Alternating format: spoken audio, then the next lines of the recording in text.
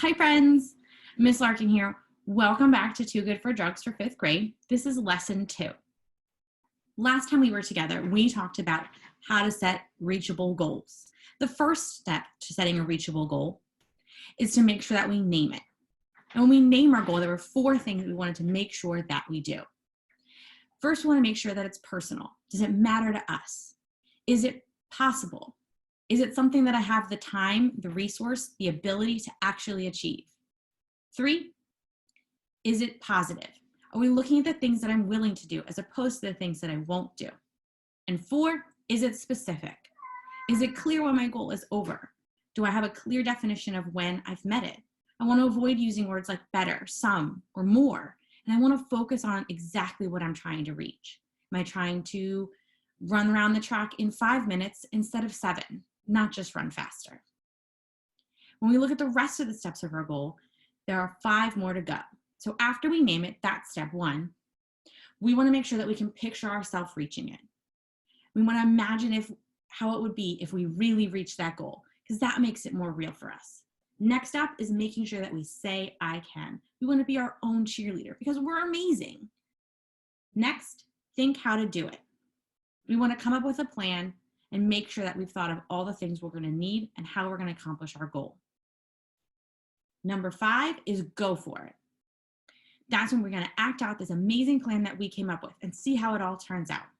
And 6, my favorite part, celebrate your success.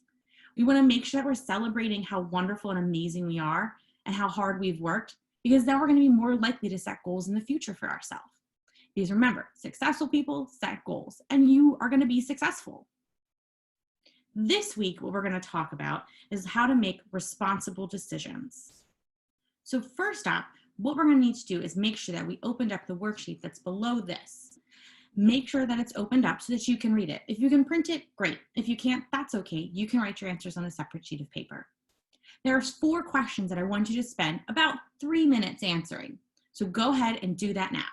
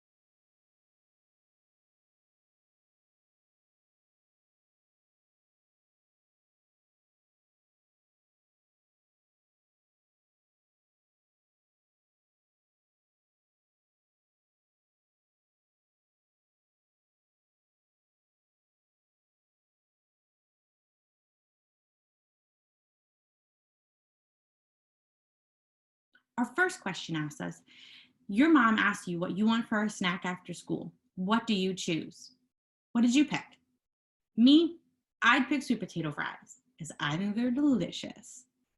Our second question says, you and your family are getting ready to choose where to go for spring break. Where do you want to go? What did you pick? Me, I picked a theme park because I love roller coasters. Number 3 says you and your friends are trying to come up with something to do after school. What do you suggest? What'd you pick? Me, I picked roller skating as I love zipping around that rink. And 4, you and your friends stop by the store on your way home from school. While you're talking to the cashier, you see your friend put a candy bar in her book bag. What do you do? What did you pick? So let's take a look at that last question. What was different about that last question than all the others? You probably noticed that what's different is that last question feels more serious. But why? Well, it feels more serious because there's some consequences that come along with that and our decision and what we pick to do. There's not really so much consequences with where we decide to go on spring break vacation or maybe what we want to have for a snack after school, but there's definitely a consequence when it comes to number 4, what we choose to do, what's right and what's wrong. When we talk about consequences, we usually think about negative consequences. When we talk about negative consequences, what we're talking about is the idea of the bad things that happen because of the choices that we make. So let's say I have a really big test coming up and I decide I'm not going to study for it. And then I end up with a bad grade on that test. Well, the consequence of not studying is ending up with a bad grade. But what are some other consequences that come along with a bad grade? I don't know about you, but if I come home with a bad grade, maybe my parents ground me or they take away some of my screen time, or I have to stay in at recess to try to study more and get a better grade for next time. So there's lots of things that I have to do when I don't make great choices. Are all consequences negative though? They're not. Because when we make good decisions, we have positive consequences. So let's say that I decided to study for that test and I come home with a great grade and my parents are super proud. Well, I might get a positive consequence, like getting a little boost in my allowance, getting my favorite dessert for dinner, or maybe getting to go out to eat. So when I make positive choices, I tend to have positive consequences. But when I make negative choices, I tend to end up with negative consequences. So let's talk about the steps that it takes to make a responsible decision. Go ahead and take a look at your worksheet. Across the bottom, you're going to see the same scrambled up letters that you see on your worksheet. What you're going to do is you're going to circle or pull out the third letter. You'll notice that on the worksheet I did it for you. Just on the first one though. So what do you think that this spells down here, my circled letters? Stop? Is that what you said? Amazing job. So go ahead and take a look at the other 3 steps to making a good decision. Our first step we know is stop. So take some time now and go ahead and see if you can figure out and unscramble the other steps to making a responsible decision.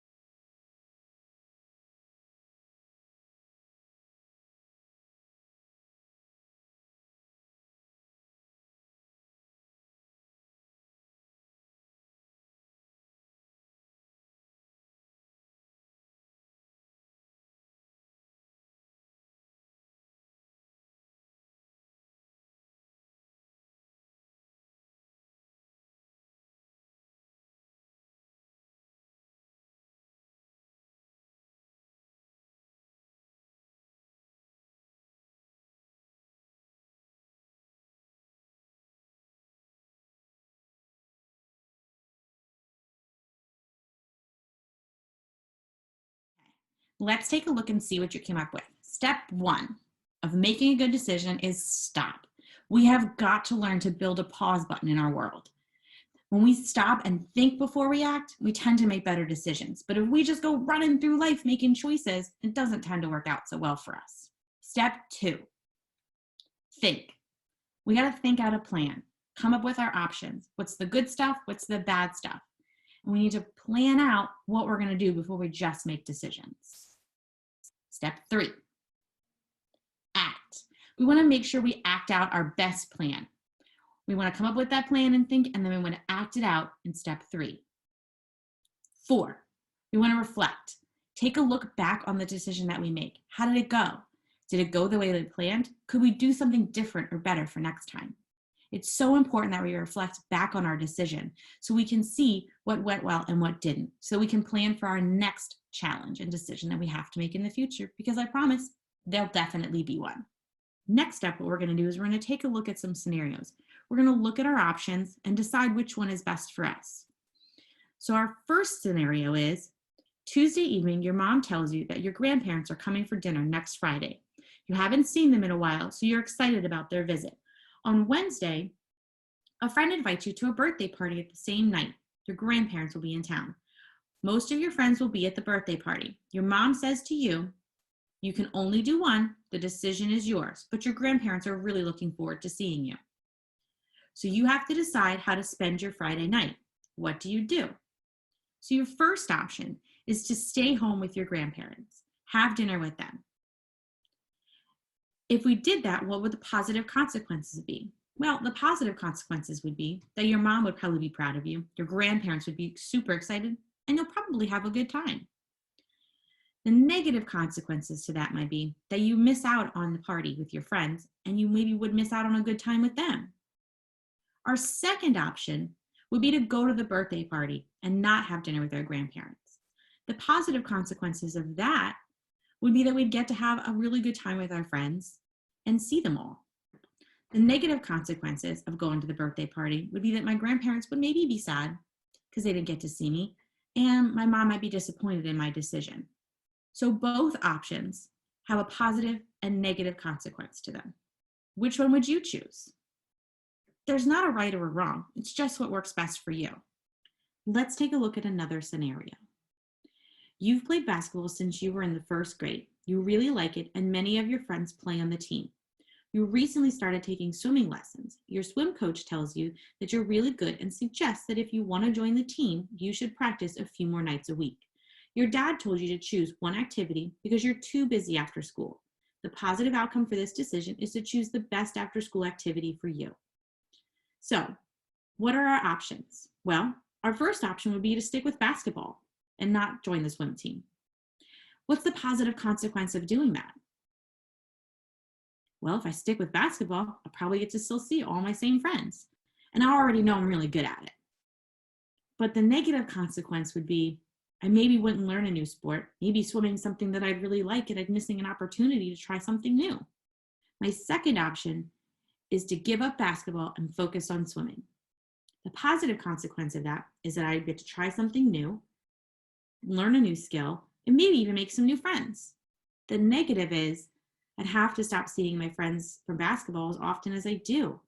And then maybe I wouldn't really like swimming. Which would you choose? It's a tough one. And remember, there's not a right or a wrong answer for this. It's really just what seems best for you. Let's take a look at scenario number 3. So take a look at your worksheet, because this one you're going to do a little bit more work on. And remember, if you don't have an ability to print this out, that's so okay. You can write your answers on a separate sheet of paper. So, scenario number 3. You witness a fight during recess, and then you overhear some of your friends lying to the teacher about who started the fight. Now, an innocent student is being blamed and will be suspended from school. But you don't want to get your friends in trouble for lying. The positive outcome in this scenario is to do the right thing. What do you do with the information that you have? So here's what I need from you. I want you to come up with 2 options, 2 different things that you could do in this situation. And remember, you don't have to like both these options. We just want to look at 2 different options. And then for each one of those options, I want you to come up with a positive consequence and a negative consequence to those choices. Take 5 minutes right now and go ahead and do that. So remember, 2 options, you don't have to like both of them, and then a positive and a negative consequence for each of your options.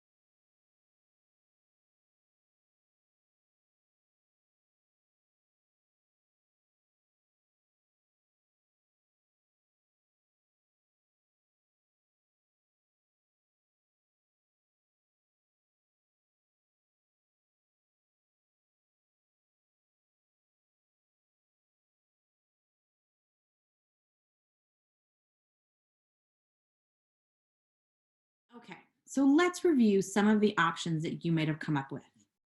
So your first option might have been to lie, to not tell anybody what you saw, or to say that you agree with your friends and that the other kid started even though he didn't. What were the positive and negative consequences that you came up with? If we look at some of the positive consequences for lying in this situation, you might have said, well, your friends won't be mad at you. But some of the negative consequences might be if somebody found out that you were lying, like your teacher, you might actually get in more trouble. Not to mention the fact that this innocent kid who didn't do anything is now going to get in trouble. And you're going to have to carry that guilt around. And that never feels good. Our second option might be to tell the truth. We can tell the truth in a couple different ways. We could go up to the teacher and just tell her that our friends are lying and this isn't okay and we're not all right with it.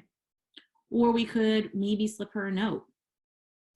Or we could also go up to our teacher and tell them the truth about what happened and then ask her to please not let my friends know that I said anything. Because if we look at the positive and the negative consequences of telling the truth in this situation, what we'll see is the positive is that we're doing the right thing, and doing the right thing always feels good. And then we're going to help out that innocent kid who's getting in trouble even though he didn't do anything. And that feels good too. And he might even be willing to be our friend since we helped him out. But now if we look at the negatives of that, if our friends find out that we told on them, they might be really upset. And they might not want to be our friends anymore. Now, there is actually another option in here that a lot of us tend to miss.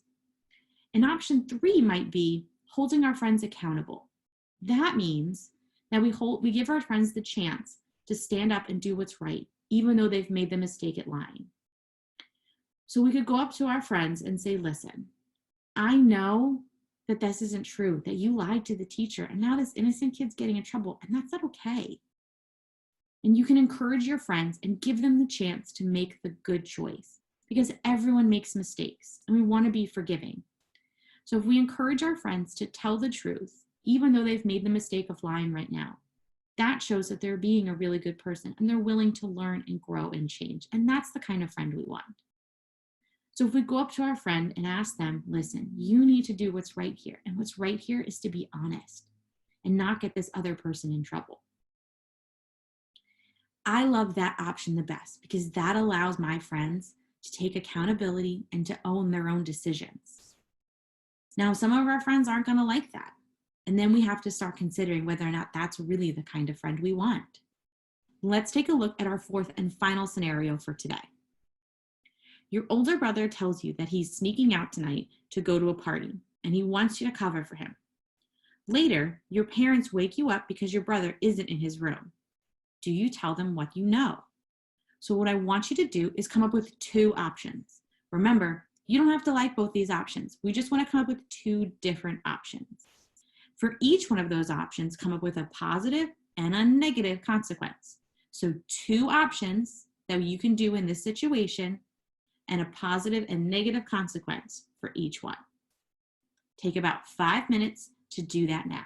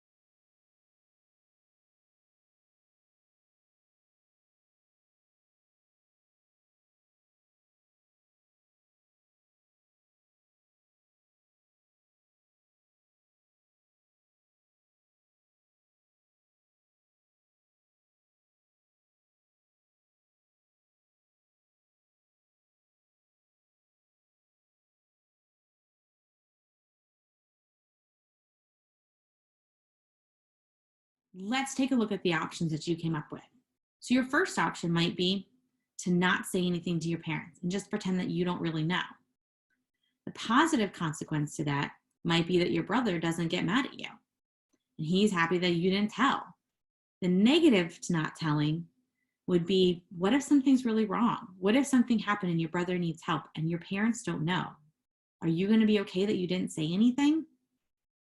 Our second option might be to tell the truth. Now, the positive consequence that comes along with that is our parents are going to be proud of us and they might trust us a little bit more. And that's always good. And it never feels good to lie, and it usually feels pretty good to tell the truth. The negative consequence that comes along with that is that your brother might be mad at you. But we want to make sure that we're keeping our family safe. And sometimes we have to tell the truth to make sure that that's what happens. So which would you decide? If you're still not sure, that's okay, because we're still learning and growing. It might be something we should talk to our parents about and how they might have us handle that situation.